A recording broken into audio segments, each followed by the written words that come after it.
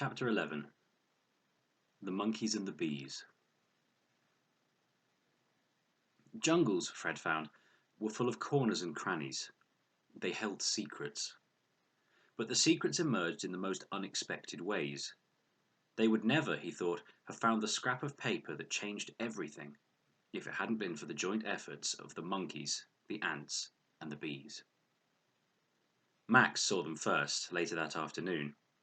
He'd been lying on his back staring at the sky while Leela and Con and Fred sat by the fire and tried to make a plan. The problem was, despite being told very firmly to stay put, Max kept trying to explore, and he was a small 5-year-old in a very large jungle. "How sure are you that the raft will hold?" Leela asked. Fred considered. The raft was wide and strong, and the vines were wrapped so thickly to secure it that the raft was more green than brown. It looked like a rectangle of a floating cricket pitch. But, he thought, the pilot had presumably been just as certain about the plane. "Medium sure." He saw Con's face. "Medium high. And walking would take weeks," he said. "We know Manaus is on the Amazon, so if we sail downriver, we should reach it." Max approached and sat on Leela's feet, tugging at her sock. "Leela!" He dug a chunk of snot from his nose and wiped it on the grass. "Except we don't know if Manaus is upriver or downriver from here," said Con, "so we have a 50% chance of death." "Leela," said Max, "listen to me." "But there's a 50% chance of life," said Fred. Con smirked, and he resisted the urge to flick Max's snot at her. "Can you hear yourself?" she said. "Do you know how insane that sounds?" "Leela!" Max tugged harder at her sock. Did you see how the monkeys fought the bees?" "What do you mean?" asked Leela. Bacca had taken up a position draped across one of her shoulders, back legs hooked under her armpit. He looked, Fred thought, like the epaulets on his father's old army uniform. "The monkeys won," said Max. "I followed them." "Max, what are you talking about?" Leela picked him up and held his face close to hers, blazingly angry. "I thought you were in the den. You know you're not allowed to move. I told you. If I can't trust you, I'm going to tie you to me." Max pouted. "I didn't go far. I stayed away because I don't like bees." "Maxie, don't lie. There are no bees," said Leela. "I've seen every flying thing. Ants and beetles and mosquitoes, but no bees." "It was over there," said Max. He pointed at the other side of the clearing, among the tall rubber trees. "In the high bits." Leela raised her eyebrows over Max's head. "Was this a dream, Max, or in real life?" "Real life," said Max. "I don't believe you." "Real life!" Max looked furious. "Real life! The monkeys washed their hands in the ants and then they fought the bees." "I have no idea what you're trying to describe," said Con, "but it sounds terrifying." Max got up, roared and stamped, accidentally stepping on Con's knuckles. Con gave a yell and slapped at his ankles. "Hey, that hurts," she said. "Don't hit him," said Leela. "You're not paying attention, any of you," said Max. "Listen." Fred looked at Max. The boy's eyes were unhappy and a little wild. "We are listening, Max," he said. "No! Come!" Max took hold of Con's hand and pulled her up and towards the trees, his small feet thumping determinedly into the earth. Con looked surprised, but let herself be led, jogging beside him. She didn't comment on the state of Max's hand, which was sticky with unknown substances. Fred and Leela ran after them. "There!" said Max. "They were there!" He pointed up at an ant's nest, a great bulbous structure built on the tree's trunk, bulging out of it like a pot belly. There were no monkeys in sight. "They were here really soon ago," said Max. "They'll come back." Skeptically, Fred sat down. Max clung onto Leela's legs. Bacca clung onto Leela's shirt. Sitting still and empty-handed was not, Fred found, an easy thing to do. The things he was trying so hard not to think about, his father's face, his mother's voice, came crowding in, and darker things, the picture of all four of them starving, unfound in the green clearing, crept towards him. He tried to whistle, but his head swam and he only succeeded in making a peculiar piping noise. "Fred," whispered Leela, "you'll scare the monkeys." And then, suddenly, the monkeys came. There were 3 of them, dark brown and strong-limbed and sweet-faced. Fred watched in awe as they chased one another up and down the trees, chittering. They whirligigged around the trees, flicking their tails. And then the largest of the monkeys, a mother with a baby hanging from her neck, laid her paws on the ant nest. The ants swarmed over the monkey's paws and up her arms until her fur was black with them. Then, fast before the ants could bite, the monkey rubbed her paws together. Con touched Fred's sleeve. "Is she killing the ants?" Fred watched as the monkey lowered her nose to her paws and sniffed deeply. "Is it like a perfume or a sort of drug?" he said. Suddenly all three monkeys, as if at a signal, turned and leapt away across the trees. "Let's follow them," said Leela.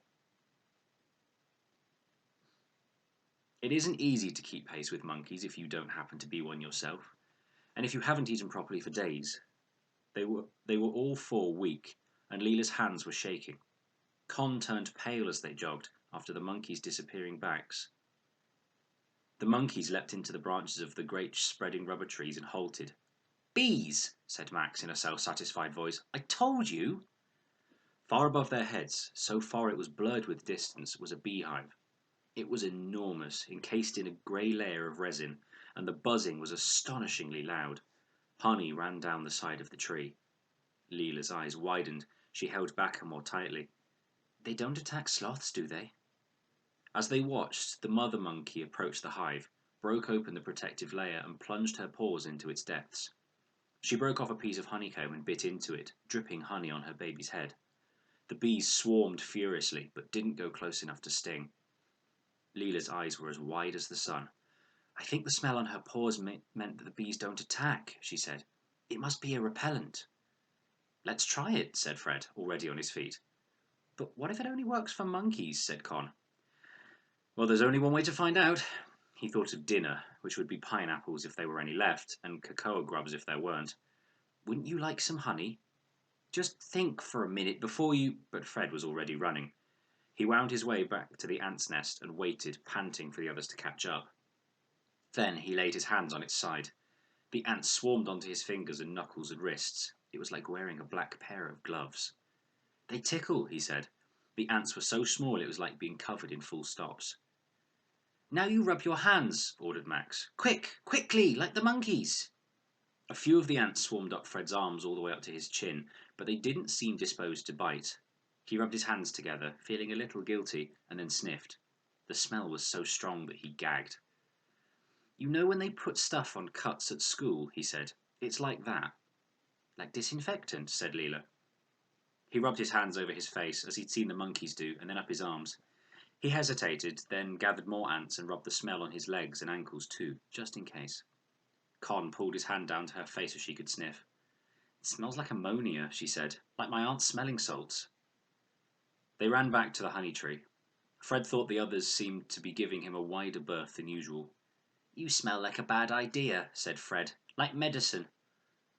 At the foot of the tree, Fred looked up. The trunk was enormous and the bees a distant cloud. "Are you sure you don't want to stop and think for just a single second? To at least make a plan," said Con. "I'll be fine," said Fred. He'd always loved climbing trees, that feeling of navigating an unknown land upwards. The others watched him. Leela with expectant eyes, Con with one eyebrow and her upper lip raised, Max with his fingers in his nose. He seized a lower branch and heaved himself up. Max cheered. Fred's legs scrabbled for purchase and then found a knot in the bark and pushed upwards. He felt immediately that this was different. This was nothing like climbing at home. His muscles were weak and less at his command. His arms and legs had less pull and spring to them. It occurred to him with a jolt that he hadn't checked to see if the tree's wood was rotten. The tree creaked under him, loud as the hinge on a giant's gate. "Damn," he whispered, very quietly. He reached up for the next branch, and then the next, his shoes slipping and sliding on the smoothness of the bark. "Oh, for goodness sake," he heard Con say. "He's going to get himself killed." "He'll be all right," said Leela. "Really. What if he's not, though? It'll be harder stuck in this place with just the three of us." "Fred," she called, "please just come down." Fred ignored her. He swung higher and faster. He set both feet on a thick branch and looked above his head for a good handhold. Suddenly, the branch under his feet snapped. His legs flailed in the air, kicking against the trunk of the trees as he swung from his hands, feeling his fingers slip against the slick surface. He scrabbled with his right hand for another branch, his legs blindly seeking a foothold. when his feet met solid wood again. He tried to pull himself up to the next handhold, but his arms felt hollow, no more use than wool or straw. He stood on a knot in the trunk, clutching at the branch above his head, frozen. He tried not to think of what his father's face would look like if he heard that his son had died climbing a tree. "Look at him," said Con below. "He's stuck." "Are you all right?" called Leela. "He's obviously not," said Con. "I'm not going to stand here and watch him die." She stomped to the base of the tree, her shoulders hunched around her ears, and began to haul herself up, her jaw locked like a boxer's.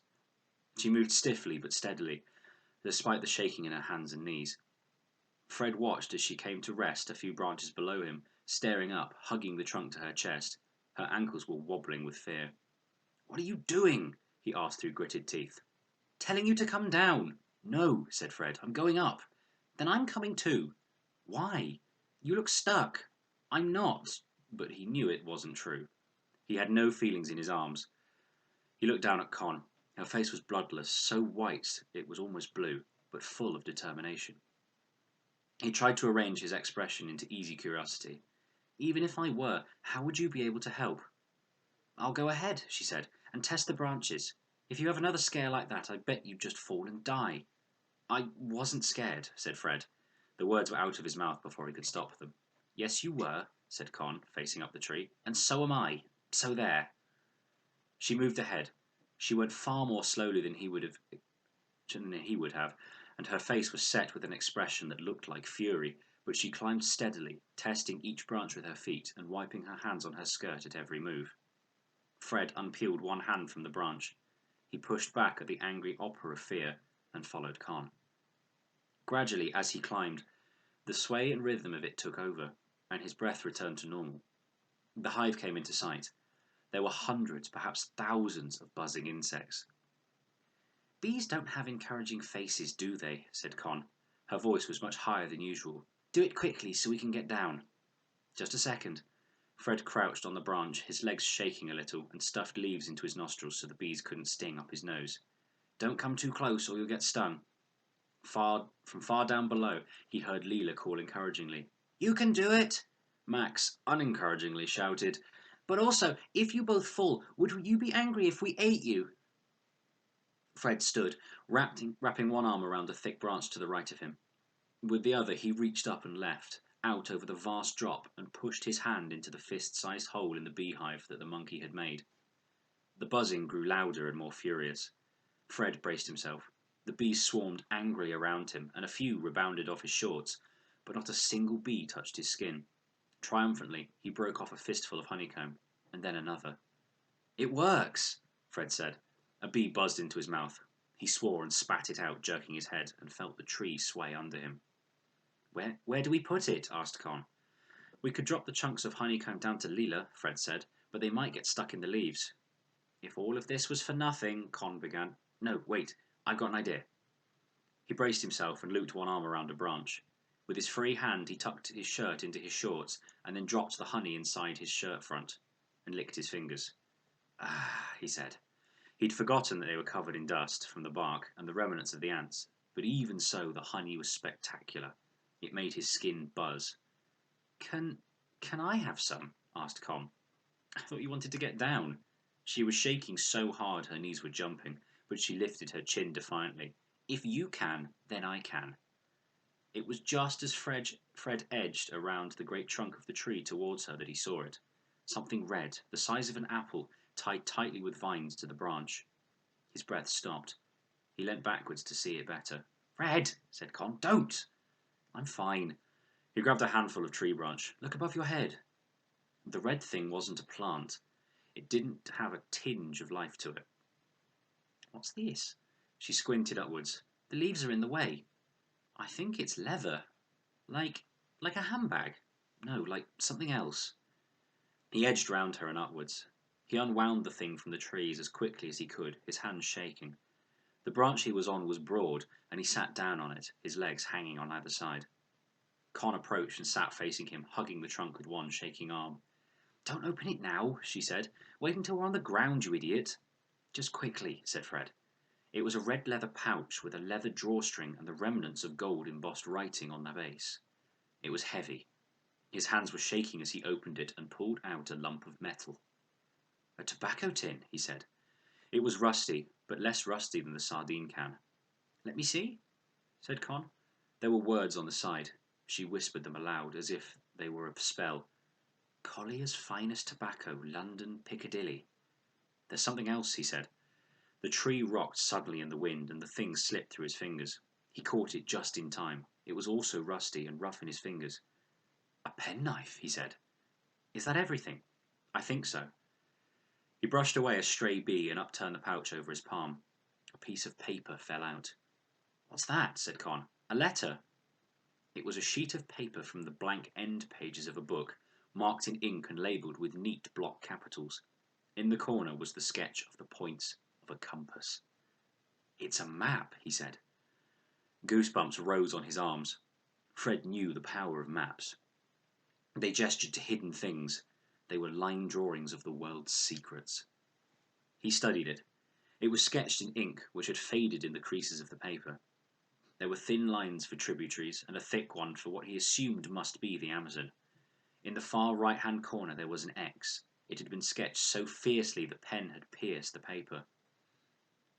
"What do you think it's of? What's the X stand for?" Con's eyes were wide. She seemed to have forgotten they were 30 meters up in the sky. "I don't know." Fred looked upwards. The tree they were sitting in was taller than the others surrounding it. Near the top, where it thinned into a spike, it stood high above most of the rest of the canopy. "I'm going further up," he said. "If I can get above the canopy, I might be able to see." "No, you are not. That would be insane. You're just showing off because you're embarrassed, because you got scared." Fred felt his ears grow red. "I'm going. Do you want to go back down or come with me?" Con pulled the corners of her mouth toward her chin. "I'm coming too, obviously." They went slowly, testing each branch as they got thinner and thinner. The branches became springy and fork-handle thin. Suddenly, Fred's head broke out from under a leafy branch, and he found himself head and shoulders above the canopy. Below him, the river stretched purple and silver. Fred tried to keep his breathing steady. It was exactly as he dreamt it from the seat on the floor of the corner of the library. "Look," he said. "I am looking," said Con. She was just below him. Her eyes were screwed shut. The river wound for miles around bends and swoops, disappearing into the horizon near the foot of a mountain. As he watched, a monkey skittered down from a tree and leapt away, curling its tail around branches as it swung past him. "Open your eyes, Con," said Fred. "You have to see." Con opened her eyes, and then opened them further, as wide as the sky. "I didn't know. It's bite your fist beautiful."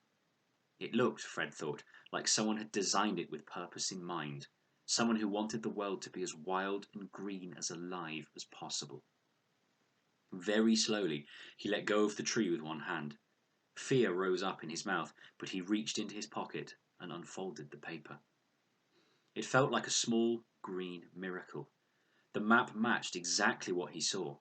It might have almost been drawn from precisely this position, or one very close. He peered down at the map. "That's us," he whispered. "And the bend, that's the place where we moored," said Con. There were ink curves, intricately sketched, that matched exactly, or almost exactly, the world below them. "Where's the X?" asked Con. Fred shielded his eyes. "That way, but I can't see anything." The horizon was a green smudge. He couldn't see where the river wound. "We should mark where we are on the map," said Con. "You are here." Fred looked down at his hands. The cuts on his knuckles from the crash were just beginning to heal. He bit the scab off one of them, squeezed out a drop of blood, and put a spot of red on the map to mark where they were. "That's disgusting," said Con. "Good idea." Fred grinned. "Let's go down," he said. "There's honey for lunch." He swung down from the tree, faster than he should have. A lot of skin got left on a knot of bark halfway, and he got poked in the eye by a branch. Con followed more slowly, whispering instructions to herself. Honey was seeping through his shirt as he thumped the last 2 feet to the forest floor, but his heart was spinning. "You're alive!" said Max. He threw his arms around Fred's legs and tried to bite his knees in celebration. "We were just thinking we were going to get to eat you." "Try not to sound so disappointed," said Fred, grinning. Con reached the lowest branch of the tree. She hesitated, readying herself for the jump. Leela held out a hand, but Con ignored it and thumped the forest floor. We made a great discovery, she said grandly. Really? What is it? Food? Asked Leela. Wait and see. Let's get to the clearing first, said Con. Then, as if a valve had been released inside her, she let out a cough that was a half laughter and half triumph. I've never actually climbed a tree before. Never, said Leela. Then that was really quite amazing, actually. I know, said Con. I think so too. As soon as they reached the den, Fred pulled off his shirt and scraped the honey off in piles on the wide leaves. He crossed to the pool and splashed water on his chest and shirt. Bark and dust had stuck to the honey and made a surprisingly tenacious paste. Hurry up, Fred, called Max. Fred gave up and pulled his sticky shirt back on, then ran back to the den. Leela was turning the tobacco pouch over with careful hands. Bacca was hanging around her throat like a necklace, sniffing at her collarbone. It's red, said Leela. Tobacco pouches are usually brown. So? Asked Con. Leela leant forward, her eyes shining. Bees can't see the colour red. They see it as black. What if someone wanted the bees to protect the pouch from other animals? The bees can't see it. It's not just part of the tree, so they wouldn't have been suspicious. Do bees even feel suspicious? Said Con sceptically.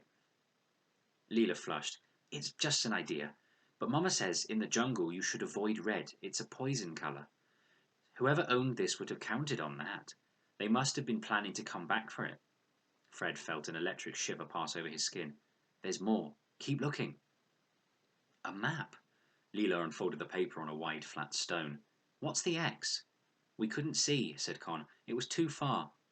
Maybe treasure, said Leela. Maybe a secret tribe. Cannonballs, said Max. Don't, said Con. Or maybe he didn't know what it was. Maybe it's just where he was going, said Fred. I wonder if he knew. Max laid one small hand over Fred's mouth. I'm hungry. Are we going to eat the honey? The honey worked on them like medicine. Leela sat up straighter. Colour came into Con's cheeks. The taste of the honey was absolutely astonishing, sweet and earthy and wild. It made Fred want to turn backflips across the jungle floor. It was a taste rich enough and deep enough to make them forget, just for half an hour, about the map.